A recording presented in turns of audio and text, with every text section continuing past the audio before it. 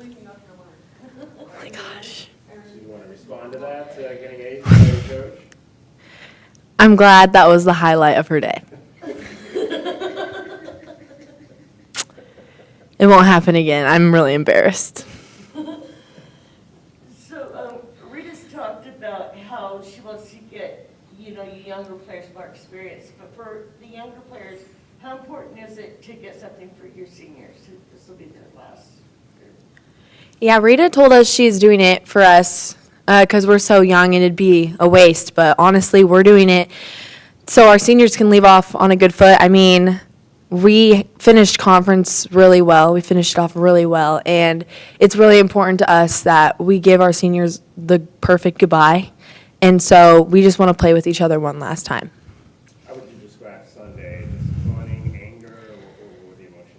It was disappointing, but it just proved to us that next year we need to make a bigger mark and we need to make it more clear that we deserve to be there. So it's really just, it sucks. It's unfortunate that that happened, but as soon as that was over, we were already in the mindset of what we can do better for next season.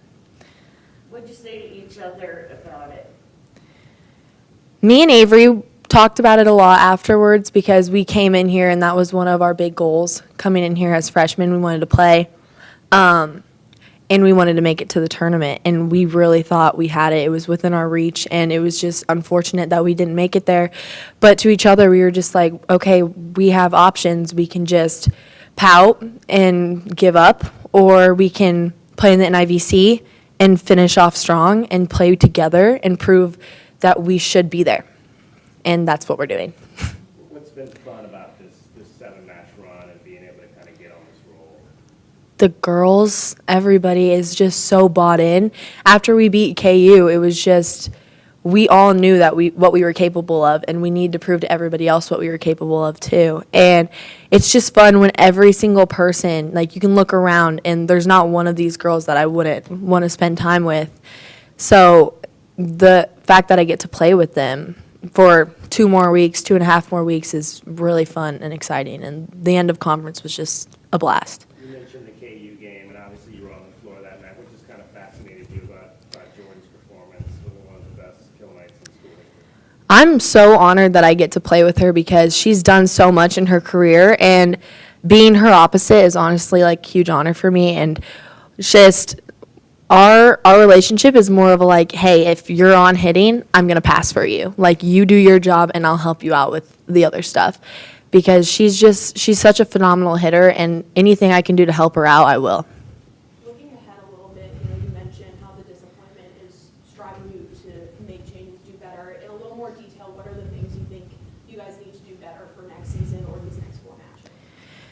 Pretty much what we were doing at the end of the season. We had a few rough sets in our 7-match run, but just playing together. It took us a while to figure out how to put all of our talents together and achieve greatness as one, because individually we're all very talented players, but if you can't work together, then it doesn't mean anything. And once we figured that out, we were pretty unstoppable. So just carrying that into next season, and with the new freshmen coming in, making sure that they get right in with us and they help us grow and build to where we should be next year. What would you say is the thing that kind of made you guys click?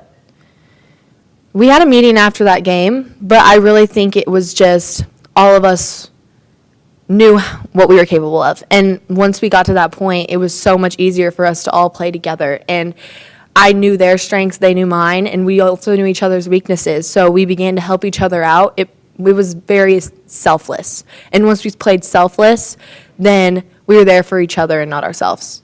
So it was a lot better. Did you talk at all in that team meeting after Kansas State? I did. I talked a little bit about just playing as one and knowing how good we are, but handling pressure. Like, our seniors, we look up to them a lot, and it's those who can handle the high pressure moments and like who we can trust in those high pressure situations that can carry a team. And the teams that are successful have more than one player that can do that. So we talked about that in our meeting, being that player that they can go to in difficult moments when they need a kill or they need a pass. Obviously, you came in here with a reputation, but how long did it take for you to get to a place where you felt comfortable maybe standing up and voicing, what you wanted to voice inside this program? My teammates, honestly, when they told me that, like, we'll be in the middle of a match and they'll just be like, Carlie, we trust you, take my seam. Like, Carlie, we trust you, do this. And when women who have been playing this sport at the collegiate level way longer than I have are telling me that they trust me in these situations, it makes me want to be that player for them. So that's when I kind of felt like I had a voice and that I was being heard when I realized how much my teammates trusted me. So, during this run, you've had about 0.5 blocks per set, and that's a big improvement over the season as a whole. What's been different for you on the block? Communication with my middles and extra reps, a lot of extra reps. Working on blocking is something I've always kind of struggled with, but that was one of my goals coming here, is to be a force at the net other than just an offensive attack, being able to play defense from the front row as well. So it also helps that Journey and Key and AJ, they're great middles, and Journey's a wall. So whenever I block with her, it's easy.